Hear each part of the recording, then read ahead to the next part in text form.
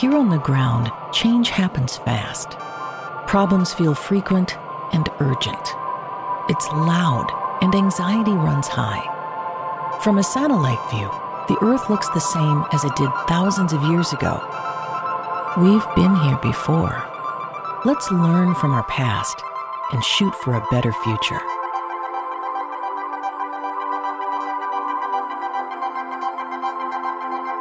Welcome to this episode of A Satellite View. I'm Todd Mikkelson, your host, speaking at you from Sunday, Cinco de Mayo, in the space and time continuum. Yesterday was May the 4th be with you day. Sadly, it's also the anniversary of the massacre at Kent State in Ohio, 1970, when Nixon was president. Now, we're here mostly to help each other get through the chaos, make each other feel good about things, better about things, have some fun, making fun of things. But I don't want anyone to think that I'm completely aloof in the facts of some of the things going on. This last week was kind of crazy with the protests on college campuses. Now there's evidence that there are outside forces coming in to try and rile people up more than usual, encouraging them to do things they might not be doing on their own. The substance of these protests is being almost ignored completely by the media, and they're focusing on the chaos. In the massive arrests made last week at Columbia College, 20% of them were people above the age of 30. Those aren't college students. Where are they coming from? The violence, every video I've seen, the violence was started by outside forces, including police coming in and making arrests of kids that aren't showing any violence. The kids aren't showing the violence. It's the put down that's showing the violence. That's every video that I've seen. The actual protests are not anti-Semitic. Of course, there's anti-Semitism everywhere. This is a difficult issue to talk about because there are good arguments on both sides, but it is not anti-Semitic to criticize the government of Israel. It's not anti-Semitic to criticize Benjamin Netanyahu, the Trump of Israel. There's a very good point to be made that Netanyahu and his Israeli government and military are doing atrocious things to people in Gaza, to innocent people in Gaza. I want to mention what's going on this show so that you understand that I'm not just a complete chucklehead who doesn't notice the things that I might not want to talk about. Nobody likes talking about these things, but I do feel the need to address it. I have a 20-year-old daughter who feels strongly along with her friends. She's in college in New York. She has walked the streets in protests in New York, trying to talk about that Israel is doing a bad thing to the Palestinian people. I asked her if she's still going to vote for Biden, and she said, well, yeah. Of course I'm going to vote for Biden. What do you mean? I'm going to vote for Trump? He would just make this 10 times worse. He wants Gaza to be a parking lot. He'll do anything that the Israeli Trump tells him to do because the Israeli Trump is more intelligent than the American Trump. So my daughter and her friends are still going to vote for Biden. They understand what's going on here. Why would we not trust our college students to know some things? It takes passion to move things in a certain direction. Let's go back in time to 1948. Democratic Convention. Minnesota Congressperson Hubert Humphrey tries to put forth as civil rights into the Democratic platform. It actually gets voted down by the Democratic caucus first, but he keeps fighting for it. He gains more support. It passes. The Dixiecrats, who were basically left over from civil rights or Civil War times, the Southern Democrats, who were very conservative, they walk out. They get up and walk out. Okay, we sacrificed some people. We lost some people over it. But the Democratic Party became the party of civil rights. Previous to 1948, it wasn't. There was kind of nobody watching out for civil rights. That's progress. That was the progress of 1948. That's how things change. We do need passion. In the 1960s, there were protests, and we ended up passing more civil rights legislation. So sometimes these things are necessary. It's difficult. Sometimes people go too far. Sometimes bad things happen, but it's all part of the progress. that needs to be made. Conservatives don't make progress, so they don't have these problems. They're trying to go backwards all the time. We're moving forward. We need to urge our government to step up more to Netanyahu and tell him, you got to stop this. That's what's going on here. It's not anti-Semitism. It's not support for Hamas. Or as Trump would say, hummus support. I love hummus. I love hummus on a good chip. Hummus is great. We need to see these things for what they are. I am against vandalism. Of course, vandalism happens when championship games are won. And I'm against that vandalism too. Vandalism is just stupid. We need to think about the substance of what's going on. Don't think so much about the chaos. Think about the substance of what we're talking about. That's a sidebar. Let's get back into the show.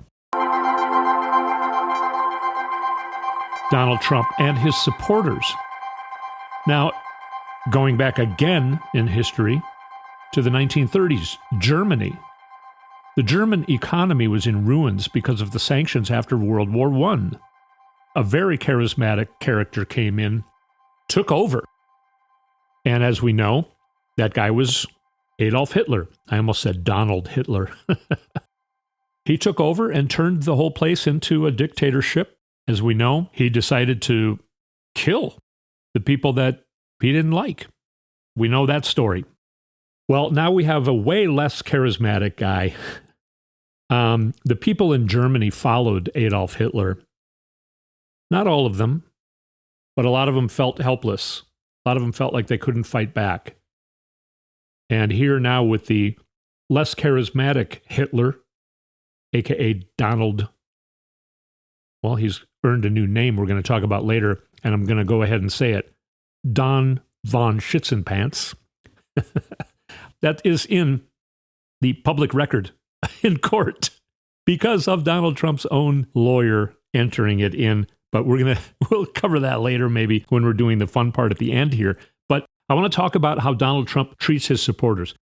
He has supporters, not as many as Hitler did. He's losing them all the time, ostracizing them. I want to play here something. This is Pastor Lauren Livingston. He's a crazy pastor from one of those huge mega churches that are just a huge money scam, of course. But in this, he's actually saying something that I agree with. Don't be talking to me about my spiritual responsibility to vote. I don't have a spiritual responsibility to vote. I have a civic privilege. Don't be telling me that voting is spiritual. See, that's what happens when you don't read and pray. When you don't read and pray, you say, wow, there's a Bible out now that includes the Constitution and the Bill of Rights. Isn't that wonderful? No. No, it's disgusting. It's blasphemous. It's a ploy. Are you kidding me? Some of you are so encouraged by that. Let me tell you something. The gospel is not an American gospel. It is the gospel of the Lord Jesus Christ.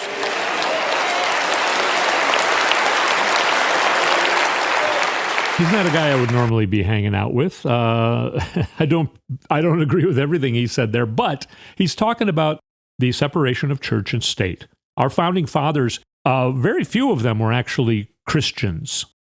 A lot of them were what was known at the time as deists. They believed that there was some force that we don't understand that created, if you want to use that word, the universe.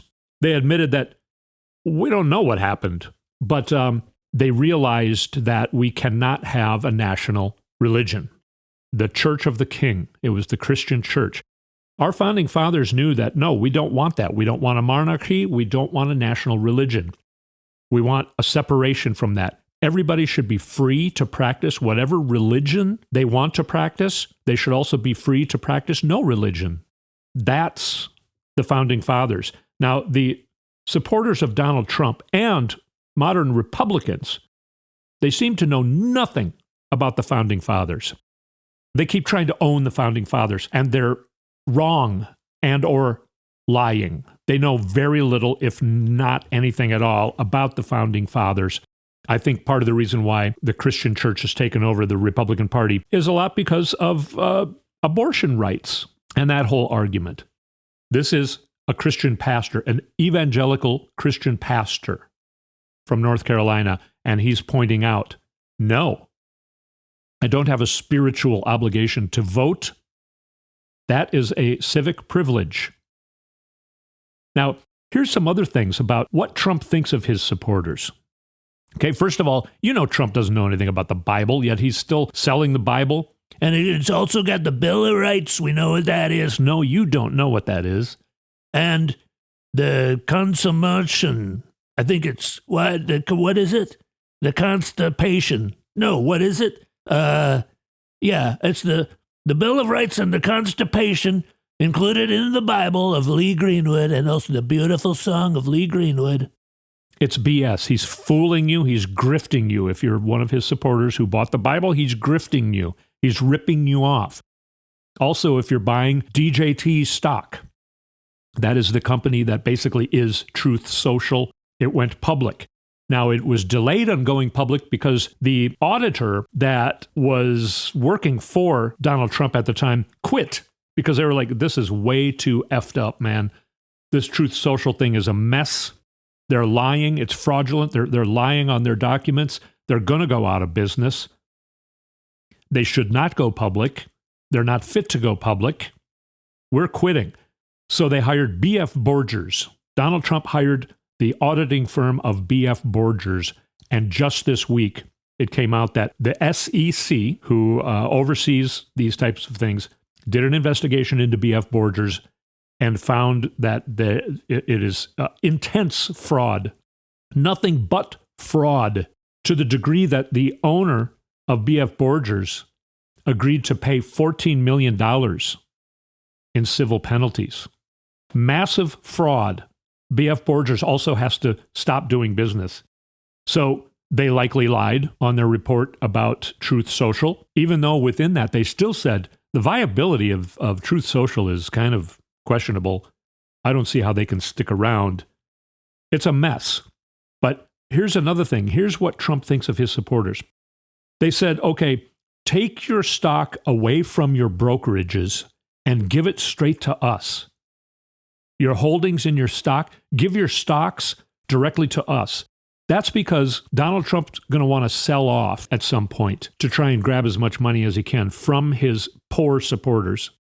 He doesn't want them to be agile enough to sell their shares before he has a chance to move on it.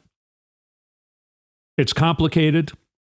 I don't completely understand it either, except for the fact that if you are working with a brokerage and you suddenly are like, oh my God, Truth Social is tanking. I want to sell. I got to sell my stock right now before it tanks all the way. You call your broker and you say, right now, I need to sell.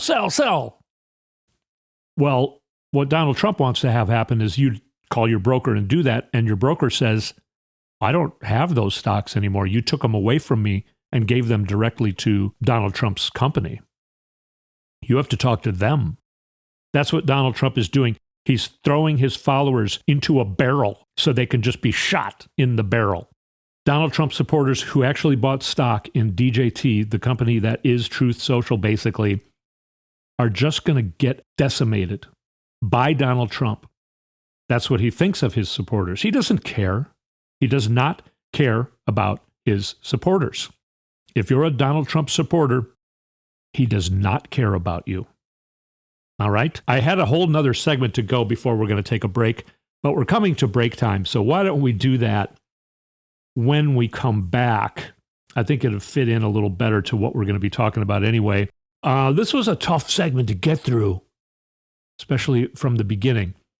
The only thing that makes me nervous is the instability going on over in Israel and Gaza. I also want to point out that there are humanitarian problems going on in other parts of the world as well. By the way, Tel Aviv had immense amounts of protests going on against Netanyahu. So if you're criticizing the government of Israel, you are not anti-Semitic. If you're criticizing Netanyahu, he's just the Israeli Trump. You're not being anti-Semitic. These protests, There's always anti-Semitism going on. Of course, most of it is on the right wing, but there are outside infiltrators with these protests trying to make it look like it's more anti-Semitic than it is, and 99.9 repeating percent of the protesters are not being anti-Semitic. They're criticizing the government of Israel, because what the government of Israel is doing is disgusting. What they're doing to the Palestinians in Gaza is not right. I'm talking about the Israeli government. It's not right. Netanyahu, he's being a tyrant. Okay. Let's take a break and come back and talk about some more pleasant stuff.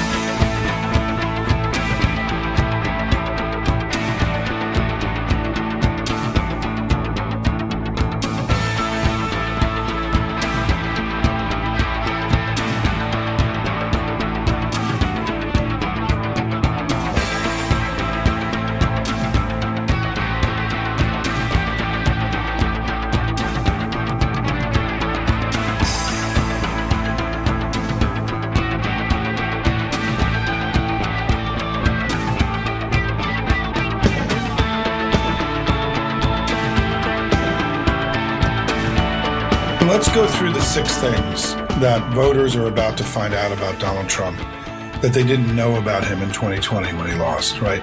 Number 1 is that he raped E. Jean Carroll in a department store dressing room. Number 2, that he oversaw one of the largest financial frauds in all of American history, has been fined $500 million for it, and he and his 2 sons have been banned from doing large amounts of business in New York State. 3 is that he stole America's secrets. He lied to the FBI about it. He shared those secrets with other people. It is without question the greatest betrayal of America by a former president. 4 is that he tried to overturn an election. He led an armed attack on the Capitol on one of the only days that all 435 members are there. And he's promised to end American democracy for all time if he stumbles into the White House in January of 2025. 5th is that he and his family have corruptly taken more money from foreign governments than any political family in the history of the country. And 6th, he's singularly responsible for ending Roe and stripping the rights and freedoms away of more than half the population. Any one of those 6 things are going to be difficult for him to overcome. I don't think he can overcome all 6. And none of those things are contingent upon him getting convicted in a court of law. These are all just facts on the ground. We know they happened. And it's important that we start prosecuting our case against him with force, because the American people deserve to understand who they're voting for in this election, this Donald Trump. This Donald Trump, to me, is far weaker, far more degraded. His performance on the stump is far more atrocious and disturbing than it's ever been. And he's a far more dangerous and extreme figure than he was. That is Simon Rosenberg. You've heard me mention his name many times. By the way, thanks for coming back to the second segment here on A Satellite View. Todd Mikkelson, your host. Just been listening to Simon Rosenberg, who knows what he's talking about. He also points out that in a couple new large sample high-quality polls, which are the types of polls that he does pay attention to, not the ones where they, we just asked 500 people in rural Pennsylvania who they're going to vote for president, and Trump is ahead. He doesn't follow those polls, and neither should we. But I listen to Simon Rosenberg, first of all, because he's always been correct. He was correct about the 2022 election. He was correct about all these other elections. He has been correct about voter turnout and the young voter turnout. And that's what he's saying. A large sample, high-quality polls, a couple new ones. The demographic of the age of 18 to 29. Biden is in the upper 50s. So be careful when you're listening to the news and their doom and gloom. We talked about this last week. The doom and gloom. They want you in despair. They want you to feel powerless so that you're like, it doesn't matter if I vote. We're totally screwed. No. You must vote. Listen to Simon Rosenberg. And we all need to remember and talk with people. Remind people of all these things Simon Rosenberg just reminded us of. These 6 points. What I think is the biggest one. What I think, by the way, at the convention yesterday, I was at a convention for Kelly Morrison being endorsed by the Democratic Party just yesterday. She's running for Congress to take the place of Dean Phillips, who's no longer running for Congress because he made a fool out of himself for trying to run for president. Anyway, her main speech, her speech was almost entirely, she is an OBGYN doctor. She knows how the body works. She knows how women's reproductive system works. She knows how women's healthcare works. She has seen sad stories of women needing emergency abortions because it could threaten either their uterus or their lives. She told a couple stories yesterday. So to me, the biggest issue is what Simon Rosenberg listed as number 6 here. Women's reproductive health care rights, the right to a safe and legal abortion. In Idaho, where abortion is pretty much completely against the law, even in the case of rape and incest. A couple of weeks ago, there was a story, I'm sure there are more than 6 now, but a couple of weeks ago, there was a story of 6 women who were pregnant, who got in a car accident, not at the same time. These are all separate incidences, 6 different times. A woman who was pregnant got into a car accident and got injured fairly severely, had to go to a hospital, couldn't go to an emergency room in the state of Idaho because they won't treat her because she's pregnant. And they're too afraid that if something happens with the pregnancy, the doctors could be thrown in jail because of the laws in Idaho. These women had to be airlifted out of state. Injuries not necessarily related to their pregnancies. You're a pregnant woman, you get in a car accident or something, you break your leg. You need to go to the emergency room. You can't go to an emergency room in your state. You need to get airlifted, which means your legs, what if you're bleeding really badly? You could die because of the laws in Idaho against women. The conservative, Republican laws that seemingly want women to die. That, to me, is the biggest issue. Of course, it's huge, too, that Donald Trump wants to turn us into an authoritarian dictatorship. It's huge that he sold government secrets. It's huge that he was convicted of rape in New York. It's huge that he was convicted of massive fraud in the state of New York. He's supposed to pay penalties of $500 million because he ripped off the people of New York that much money. Actually, it's probably way, way, way more than that. So Trump, the furthest thing from his mind is running his campaign. His dementia is making him impulsive. He's saying crazy stuff. He's repeating stuff. He keeps repeating now about the Charlottesville incident. You know, he tries to compare it to what's going on in college campuses. Charlottesville was a little peanut compared to what's going on now. And all of his campaign and other GOP elected officials and other people trying to support him and follow him, they have to follow him through this. They don't want him bringing up Charlottesville again. But he does it because his dementia is just making him go off the handle, say whatever he wants. He keeps repeating, I'm the one who got rid of Roe.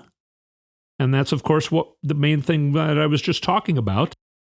So his campaign and other Republicans are forced to follow him through all of this craziness. They have to follow his demented impulses. So it almost seems like their new strategy is, we're just going to get absolutely mutilated in this election. So feel sorry for us. I don't know. I don't know that I keep saying I don't know what their plan is. I don't think they have a plan. I got to say, the legacy media, what do you want to call it? Mass media, ABC, CBS, NBC, they're starting to do a better job. Finally, they're starting to do a better job. I want to play you. This is, of course, Kristi Noem.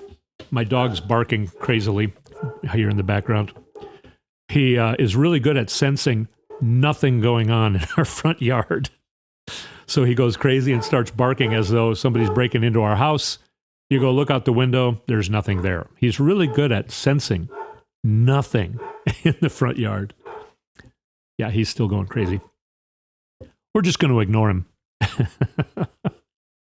What was I talking about? Okay, Kristi Noem. Here is the title of this is, Didn't We All Used to Be Against Killing Puppies? Of course, in her new book, she's like, You know, I have to make tough decisions. A real leader has to make tough decisions. Decisions like whether you're going to shoot your daughter's cute little puppy in the face or if you're going to do it execution style. Sometimes that's the choice a leader has to make with those cute little puppies.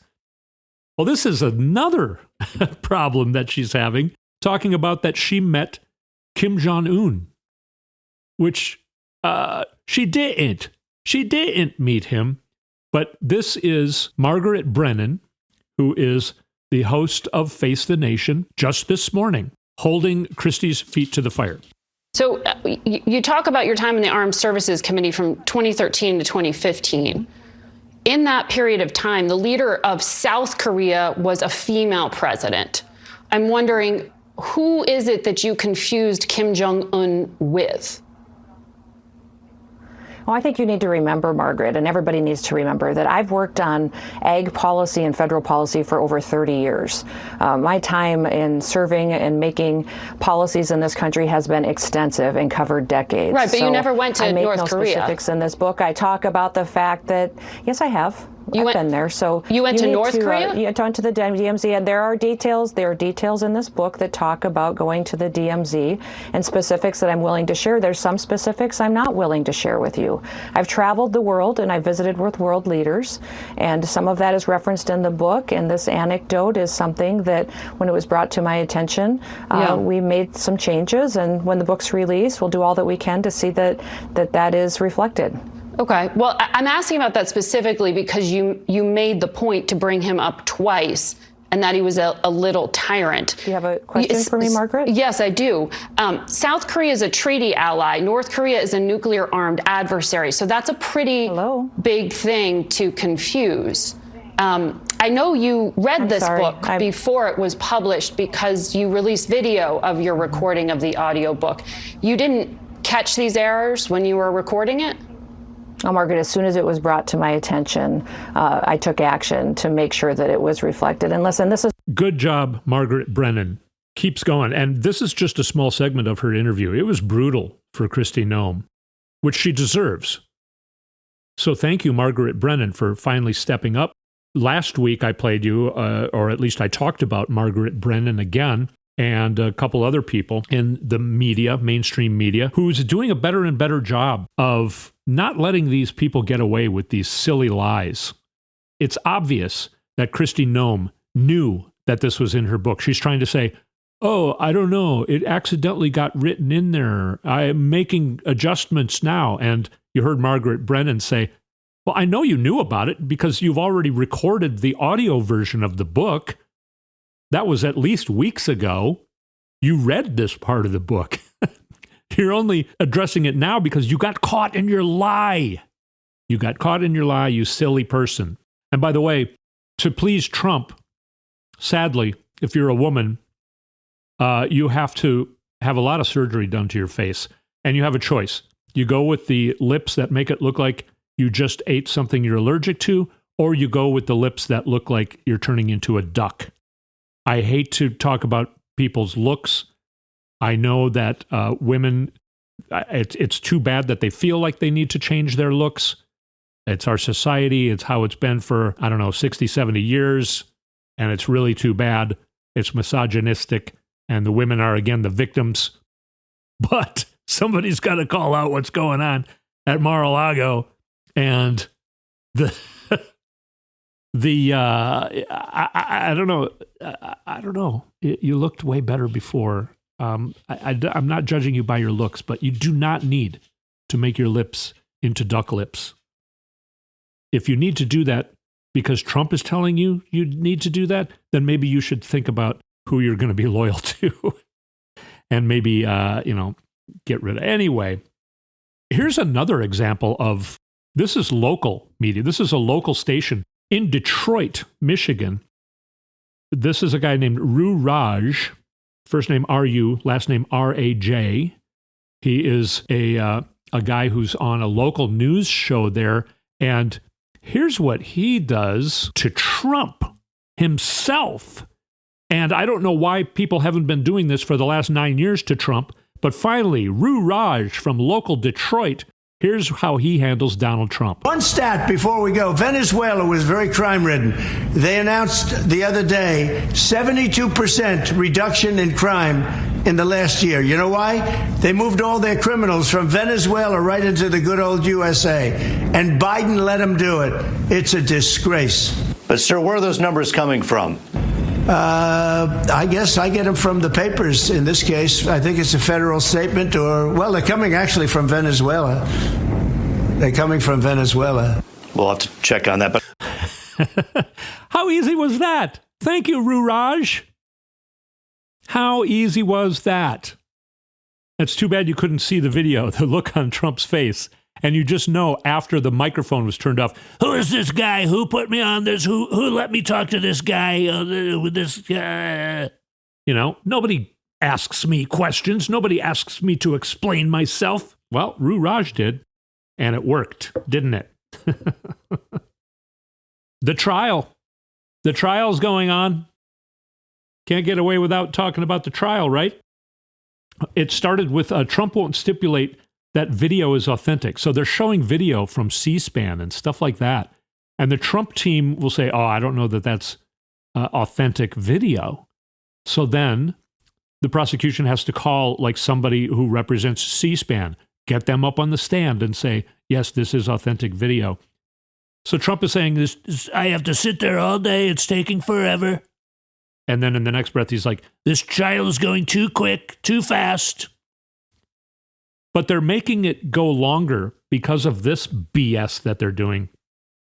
And also, it seems like their lawyers are going to call Karen McDougal a liar. And that's not going to work very well. They're going to have to call her a liar. Now, Stormy Daniels, I could see it, being a little different because she's a porn star and she has been in the public eye and actually been pretty funny and tongue-in-cheek and, making jokes about the whole thing. But Karen McDougal seems pretty innocent. Of course, she's a Playboy playmate. I don't have a problem with being a Playboy playmate or a porn star or anything like that. But I'm talking about the jury. Karen McDougal thought that she and Don were in love. She seems kind of sad about the whole thing. And they're going to call her a liar? It's not going to work. The jury that's just going to make Donald's team look like a bunch of jerks. And it's all because he's making them never admit to anything. He's lying about it. It's never happened. I don't know who this person is. Never give in to anything. That's a mob tactic. It's an old-fashioned mob tactic. And it ain't working. It's not going to work. Also, what happened this week? A judgment came down about the gag order. The judge said, you broke the gag order 9 times, and I'm going to penalize you. Sadly, my hands are tied. This is what the judge is saying. My hands are tied. I can only charge you $1,000 for each infringement. So I'm going to charge you $9,000. But of course, we all know that doesn't mean a thing with you. I should be able to charge you at least like $150,000, is what he said, for each charge. But I can't. New York statutes puts a limit at $1,000. Therefore, I'm telling you right now, if you do this again, which, by the way, he has, there's going to be another hearing next week about at least 4 more infringements. But he said, if you do this again, I'm going to have to throw you in jail. Now, it could just be a jail in the building there. It could just be a holding room. Basically the equivalent of, go sit in the corner, little boy, which is how Trump needs to be treated. Also, and this is hilarious, I talked about this, 2 weeks ago, about how Trump is saying, and this judge won't let me go to my son's graduation. He's a good boy. He's a good student. I've been wanting to go to his graduation for years, and this judge won't let me go. Well, the judge had not made a ruling back then. He said, let's get a little closer to the date of the graduation and see where we are. Well, we're closer to the date of graduation. We're seeing where we are. The judge said, yeah, this is moving along really smoothly. So I think, yeah, I can give you the day off. Friday, March 17th. Go to your son Barron's graduation. you know that Don does not want to go to the graduation. Is he going to go? I don't know if he has to go now that the judge said, okay, I'm giving you the day off so you can go to the graduation. I don't know if he's then required to go to the graduation, or if he doesn't go to the graduation, would that be another contempt of court? You know he doesn't want to go to the graduation. You know Barron doesn't want him to go to the graduation. You know Melania, I guess I shouldn't say that about Barron. We don't know how Barron feels about it. But we know Melania does not want him to go to the graduation. So, careful what you ask for, dummy. All right. We're, of course, over time. One more thing about court. It was Donald Trump's lawyer said, hey, you know what? Donald Trump should be able to fight for himself against witnesses when the witnesses attack him. For instance, Michael Cohen called him Don Von Schitzenpants. So now it's in the public record in court. This is how much Don's lawyers dislike him. It now got brought up so that it's in public record. It'll be in history. This will be part of the court record. I don't know if you've heard the stories about it. It's long. It's years and years. A guy who used to work on The Apprentice talked about how Donald Trump, because of all of the Adderall that he's been addicted to for decades, even starting 15 years, this is 15 years ago, this guy's telling stories about that Donald Trump his bowels would let loose if he got too upset during the show. They had to stop the show. There was a certain guy there. They called him Handy Wipes Jack or something. And so, why it's very disgusting and gross, but the people who know him, you've probably heard some of that talk. And an update on James Comer. How did it finally end? How did the James Comer story finally end? If you haven't noticed, he hasn't been on TV this week. His whole, we gotta impeach somebody. It's not my fault Biden didn't break any laws. It's not my fault he didn't break the law. It's not my fault Biden didn't commit a crime. How did it end for James Comer? It ended by him saying to people he knows, please, Jesus, come take me. That's what he said to somebody he knows. He said, I just wish Jesus would come so that I could be taken away. So he's wishing an apocalypse on the whole world just to get him out of his embarrassment of trying to impeach Joe Biden, who didn't commit any crimes. It's not my fault he didn't commit any crimes. Please, Jesus, come take me. I can't take it no more. That's how it is. We're gonna miss him. No, we're not gonna miss him. We're gonna miss making fun of him. I'll try and still keep him alive on this show somehow, but it's kind of done. He's kind of done. He's hoping Jesus comes take him.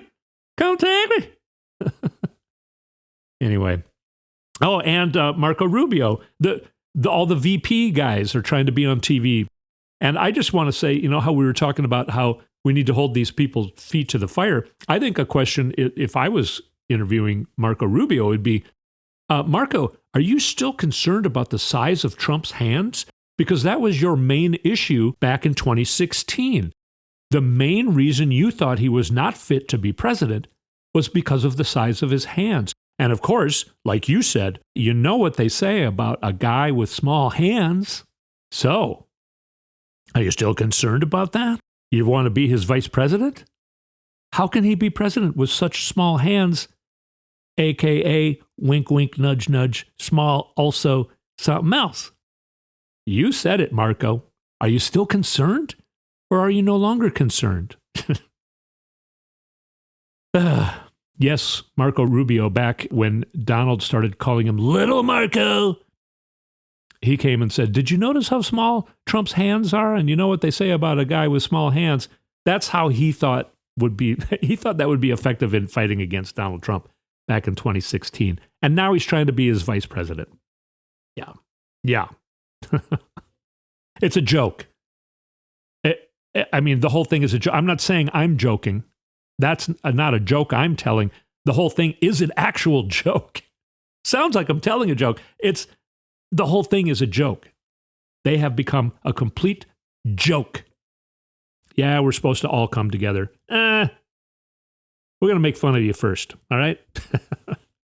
I know you're going to come crawling to us when your party is decimated after Election Day, and you're going to come to us and say, hey, can we work together with you? Please, we need to come together. You know that's going to happen. We'll reconsider then, but now we're going to make fun of you. And remember, what we're doing here is trying to keep each other sane in this chaos that's going on in 2024. A lot of it is fun to watch, though. A lot of it's fun to make fun of. So that's what we're going to do. We're going to keep each other sane, help each other argue for things that are good against things that are bad. I hope that we can have some fun here every week for half hour, 40 minutes on this show. Thank you again so much for listening. We'll talk at you next week.